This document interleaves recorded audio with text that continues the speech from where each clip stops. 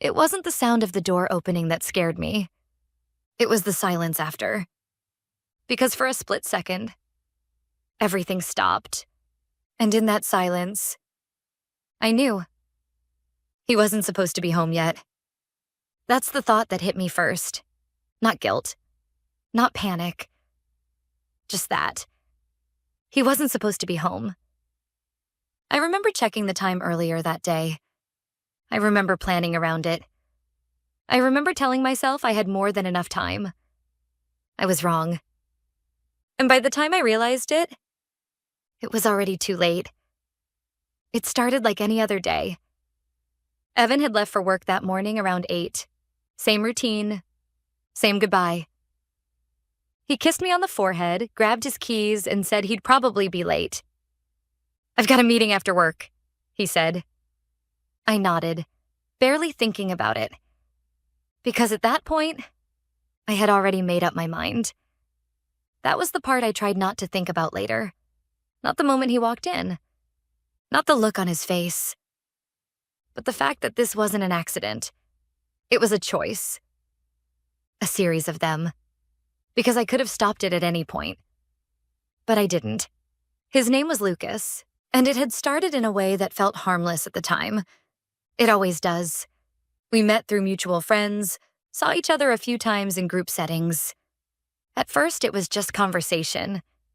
Easy. Light. The kind of interaction that didn't feel like it meant anything. But then it changed. Gradually. Quietly. Messages turned into longer conversations. Conversations turned into something more intentional. And somewhere along the way, I stopped pretending it was nothing. But I didn't stop it either. That day, he came over around noon. I remember hesitating before opening the door. Just for a second. Like something in me was trying to stop what I already knew was wrong. But I ignored it. I opened the door anyway. "Hey," he said, smiling like this was normal. Like this wasn't crossing a line. "Hey," I replied. And just like that, we stepped into something we couldn't walk back from. At first, everything felt controlled. Careful. Like we both understood the situation without saying it out loud. But that didn't last. It never does.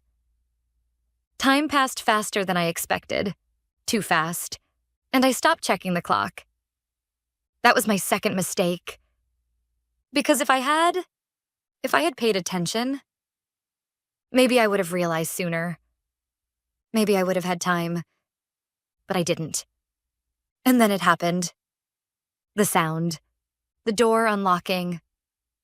At first, my brain didn't even register it. Because it didn't make sense. It didn't fit. Evan wasn't supposed to be home. But then I heard it again. The door opening. And everything inside me dropped. I froze. Completely. Lucas turned toward me, confused. "What's wrong?" he asked. I didn't answer. Because I couldn't. Because in that moment, there was only one thing I could hear. Footsteps, getting closer.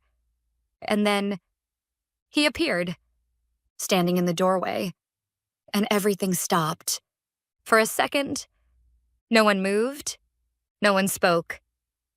It was like time paused just long enough for all of us to understand exactly what was happening. Evan looked at me first. Not at Lucas. Not at the situation. At me. And I'll never forget that look. Because it wasn't confusion. It wasn't even anger. It was recognition. Like everything had just clicked into place. Like he had been putting pieces together. And this was the final one. "Evan," I started. But the words felt useless the second they left my mouth. Because there was no explanation for this. No version of this that made sense. Lucas stood up quickly. "This isn't," he began. But Evan held up a hand. Not aggressively. Not suddenly. Just enough to stop him. "Don't," Evan said quietly. And the room went silent again. Because his voice, it wasn't loud. but it carried something heavier than anger. Finality. I felt my chest tighten. "This isn't what it looks like," I said, even though I knew how that sounded. Even though I knew there was no version of this that looked different. Evan let out a small breath, almost like a laugh, but without any humor in it. "Really?" he said. And that one word hit harder than anything else, because it wasn't a question. It was disbelief and disappointment. Lucas shifted uncomfortably. "I should go," he said quietly. Evan didn't respond, didn't even look at him, which somehow made it worse, because it meant Lucas didn't matter. This wasn't about him. It was about me and what I had done. Lucas grabbed his things and left quickly. The door closing behind him sounded louder than anything else in the room, and then it was just us.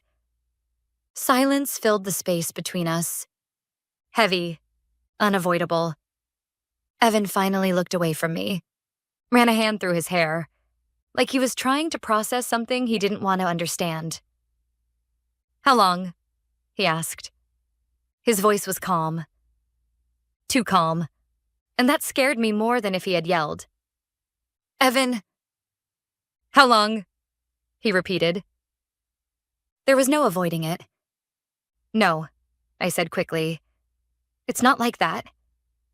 He shook his head slightly. "Don't," he said. That same word again, and this time, it felt like a wall, like I had just run out of chances. "A few weeks," I said quietly. The lie felt thin, weak. Evan looked at me, really looked at me, and I knew he didn't believe it, but he didn't argue, didn't push, which somehow made it worse. "Okay," he said, "just that." And that's when I felt it. Something shift, something break. Because that wasn't acceptance. It wasn't forgiveness. It was the moment he stopped trying to understand. "I can explain." "You don't need to," he said. And just like that, everything I thought I could fix was gone. He didn't yell, didn't throw anything, didn't even raise his voice. He just stepped back. Like he needed distance. Like being near me felt different now. "I forgot something," he said after a moment. The sentence didn't make sense. "What?" I asked. "My meeting," he said. Then he gave a small, almost hollow laugh. "It got canceled." That was it. That was the reason. The one thing I hadn't planned for. The one thing that changed everything. "I was going to surprise you," he added quietly. My chest tightened so hard it almost hurt. Because suddenly, this wasn't just about what I did. It was about what he had been trying to do, and how badly it collided with it. "I came home early," he said, each word landing heavier than the last. "I thought we could have dinner together." I couldn't speak, because there was nothing I could say that would make that better. Nothing that could undo what had just happened. Evan shook his head slightly, not in anger, in disbelief. "I didn't think..." He started, then stopped, like he couldn't even finish the thought. And that's when I realized something I hadn't expected. I would have rather he was angry. Because anger means something is still there. But this felt like nothing. Like he had already checked out. "I'm going to pack a bag," he said finally. My stomach dropped. "Wait, Evan, please." But he was already walking away. Not fast, not rushed, just done. And in that moment, I knew. It wasn't just that he walked in at the worst possible time. It was that I had already made too many decisions leading up to it. And this was just where it all finally caught up to me. The door closing behind him later that night sounded just like it had earlier. Final. And this time, there was no one left to walk back in. There is a unique kind of arrogance that takes over when you've been cheating successfully for a long time. You stop seeing your husband as a person and start seeing him as a prop in your own movie. You think you are the director, the star, the mastermind. You believe that as long as you play the part of the loving wife at home, you are invincible. My husband, Arthur, was a corporate acquisitions lawyer. His entire life revolved around contracts, leverage, and reading the fine print. He was calm, methodical, and aggressively polite. My affair partner, Julian, was a commercial real estate broker. We had been sneaking around for 9 months. We met at afternoon hotel bars, took long lunches, and texted constantly. Julian was married too. We both loved the thrill of the secret. We thought we were the smartest people in every room. On a Tuesday morning, Arthur casually mentioned he was hosting a dinner party at our house that Friday. He said he was closing a massive deal with a new firm and the lead broker was coming over with his wife to celebrate. Arthur asked me to go all out. He wanted me to hire a private chef, buy the best wine, and wear the sapphire dress he bought me for our anniversary. I was thrilled. I loved playing the perfect high society wife. It fed my ego. I spent 3 days preparing our home to look like a magazine cover. Friday night arrived.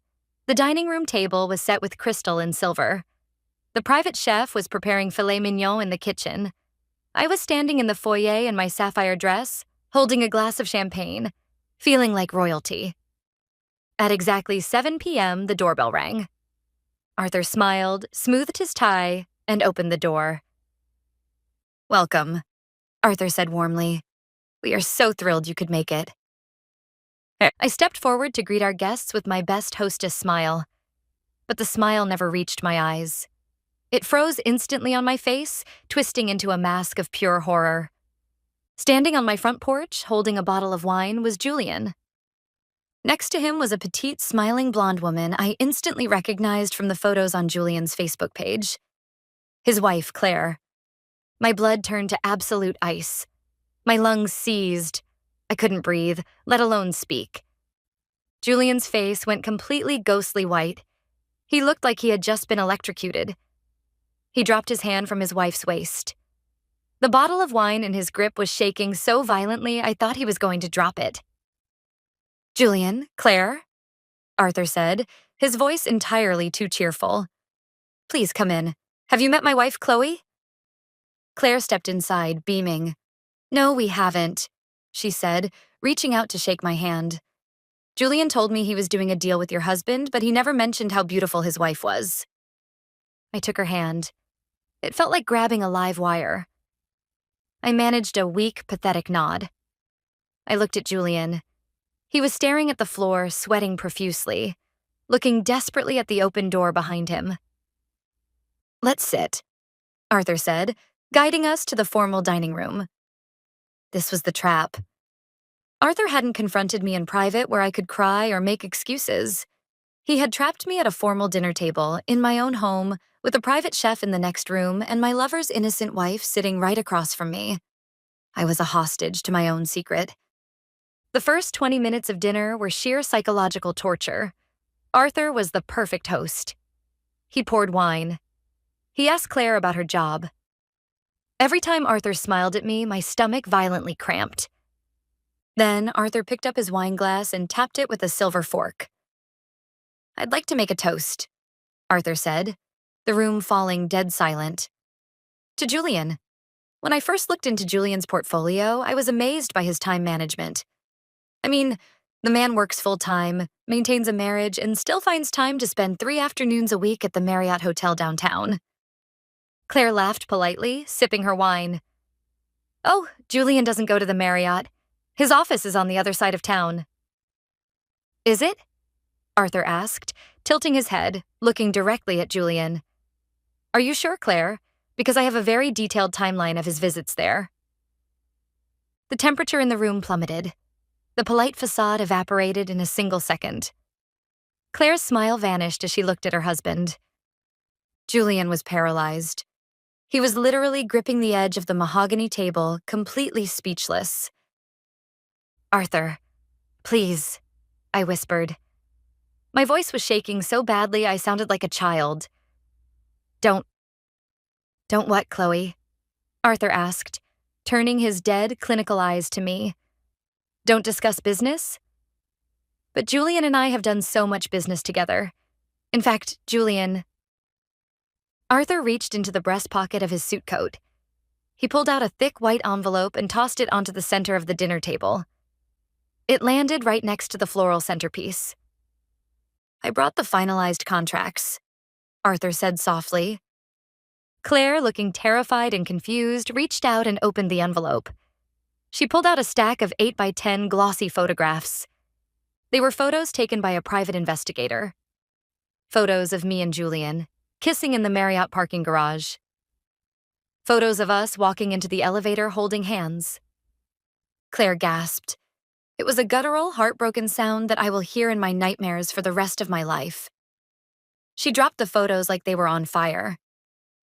She covered her mouth, sobbing, looking from the photos to her husband to me. You bastard, she choked out.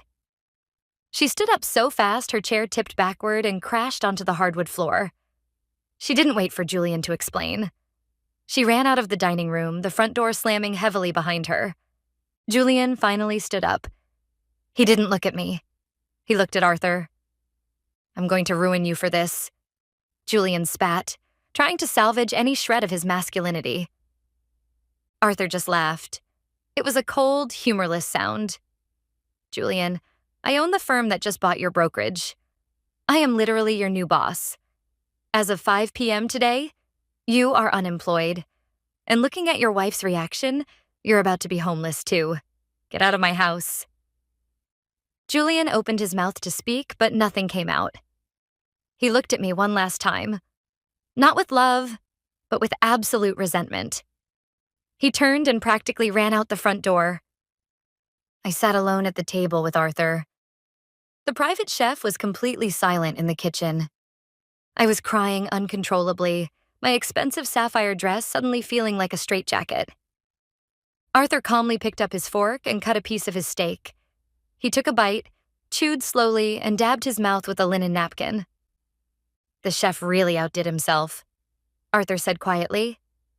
He looked across the table at me, his eyes entirely devoid of emotion. Your bags are packed in the garage. The chef made enough for 2 so you can take a to-go box with you, but you need to be off my property in 10 minutes. I didn't argue. I didn't beg.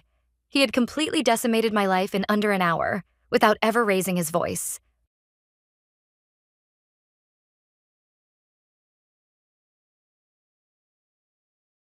It wasn't locked.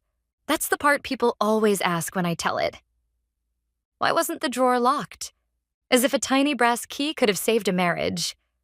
It wasn't locked because it wasn't supposed to matter. It was just a drawer. A narrow top drawer in the old writing desk in our guest room. Bills, stationery, loose batteries, junk. That's what Daniel thought was in it. That's what I let him think. And for almost a year, that was enough. Until one Sunday afternoon, he opened a drawer I never wanted him to. And everything ended. Affairs never begin looking like affairs. At least not the way people imagine. No dramatic hotel lobbies, no instant betrayal. Mine started with secrecy that felt harmless. A coworker named Evan. Too much talking. Too much emotional honesty. Then messages. Then gifts. Then the kind of intimacy you pretend isn't betrayal because it hasn't crossed some arbitrary line yet. Until it has. The drawer started because of the letters. That sounds ridiculous now. Letters. Who has an affair in letters anymore? But Evan wrote things. Notes folded into envelopes. Pages after business trips. Things too dangerous for phones. Things I should have destroyed. But didn't. Because part of me wanted proof I was wanted. And vanity makes people keep evidence. At first I hid them in a sweater box. Then in books. Then eventually in the desk drawer beneath old tax folders. Buried. Safe. I thought. There were other things too. A bracelet. A hotel receipt I'd forgotten to throw away. A photo strip from a conference bar. Tiny artifacts of selfishness. a museum of bad decisions. And I told myself Daniel never used that desk, which was true, until it wasn't. That Sunday started ordinary. Coffee, laundry, football humming in the background, the illusion of marriage. Daniel was looking for an old warranty for a printer. I barely listened when he said he'd check the desk, because panic didn't hit immediately. It came in a delayed wave, a second too late, like lightning before thunder. The desk, the drawer, the letters. My blood turned cold. I walked toward the guest room too fast, too obviously. And Daniel noticed. He noticed everything. "Relax," he laughed. "I'm just looking for paperwork." And then he opened the drawer. It happened in slow motion in memory. The scrape of wood. The rustle of envelopes shifting. His hand pausing. Lifting one. Seeing my name in someone else's handwriting. Turning toward me. "What's this?" Simple words. Terrible words. I still remember trying to smile. That doomed reflex people have when catastrophe arrives. Oh, old stuff. Weak. Instantly weak. Daniel slid a letter free. Opened it. Read. Silence. And I watched his face change. Not explode. Collapse. Which was worse. He read a line aloud. I still think about the hotel room after midnight. Then looked at me. No accusation, just disbelief. Hotel room? And in that moment, I knew there was no version where this could be talked away. I lied anyway. Of course I lied. Said it was fantasy writing. A joke. Old nonsense. Daniel didn't even respond. He opened the drawer wider and saw the rest. The stack. The bracelet. The receipt. The photo strip. Every hidden thing exposed by a few extra inches of wood. There's a sound I'll never forget. Not yelling, not crying. Just the small sound he made under his breath. Like someone hit in the chest. That hurt more than rage. "How long?" he asked. And somehow that was the cruelest question. Because duration makes betrayal heavier. A mistake can be impulsive. "A year is architecture," I answered. "Months. Maybe more." The truth came in fragments. Ugly fragments. He kept asking. Was it physical? Yes. Did he come here? No. Was I going to tell him? Silence. That answer told him enough. Then Daniel asked something I still hear. Why keep the letters? And I had no defense. Because that question exposed something uglier than cheating. Sentiment, attachment, treasuring betrayal. There is no noble explanation for that. He sat at the desk holding one letter. Reading pieces. Little pieces of me I never meant him to see. Private language, pet names, memories. Every line another cut. I wanted him to stop reading. But I had forfeited that right. Then he opened one envelope and a Polaroid slipped out. I had forgotten it was there. Forgotten. That word ruins lives. Forgotten receipt. Forgotten towel. Forgotten photograph. And there we were. Me and Evan smiling into a tiny square of proof. Daniel stared at it. Then set it down very carefully. Too carefully. The carefulness of someone containing devastation. He said quietly, "You didn't just betray me. You archived it." And I broke. Because he was right. I had made keepsakes of dishonesty. And hearing it spoken plainly was unbearable. I started apologizing. The desperate flood of apologies people make when consequence arrives. I was confused. It meant nothing. I ended it. I love you. Words collapsing under their own obvious inadequacy. Daniel stood, walked to the window. Long silence. Then, I could maybe survive finding out once. but you hid a second life in a drawer in our house. Our house.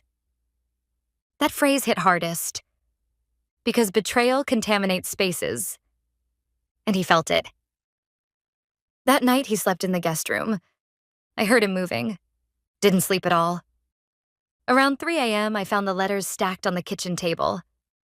Every one of them. Like evidence in a trial. I sat there crying over paper, thinking how absurd it was that paper could weigh this much. In the morning, he said he was leaving for a while, packed quietly. No theatrics, no slammed doors.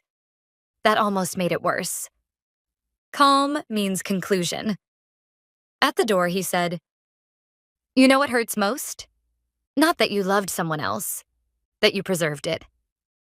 Then left. And I knew something irreversible had happened. I called Evan that night. Ended it. He said, "So what now?" And hearing how small he sounded compared to the wreckage around me made me sick. I had risked everything for someone who suddenly sounded ordinary, disposable. Daniel agreed to meet weeks later. I begged for counseling, for repair, for something. He listened, then asked, "If I hadn't needed a printer warranty, would you still be lying to me?" I couldn't answer, because the answer was yes. And we both knew it. That was the real ending, not the drawer. That question, because some truths destroy even the hope of rebuilding. The divorce was final 11 months later. Paperwork, signatures, silence. A life reduced to administrative procedure. I kept thinking something dramatic should mark an ending. But endings are often bureaucratic, quiet, which somehow feels crueler. Years later, I found an old desk at an antique store. Same narrow top drawer, same brass pole. And I had to walk out. Because grief brands objects. Some people see furniture. I see collapse. People imagine relationships break over grand discoveries. Sometimes they break because someone opens a drawer looking for paperwork and finds an entire hidden life. A stack of letters, a forgotten receipt, a photograph too small to matter, until it does. And what haunts me most is how ordinary it was. No trap, no detective work, no dramatic exposure, just a man looking for a warranty, opening the wrong drawer, or maybe the right one. Because maybe truth was always waiting there, under tax folders, under excuses, under every lie I told myself, waiting for wood to slide open, waiting to be found. Because he opened a drawer I never wanted him to. And from that moment, everything unraveled.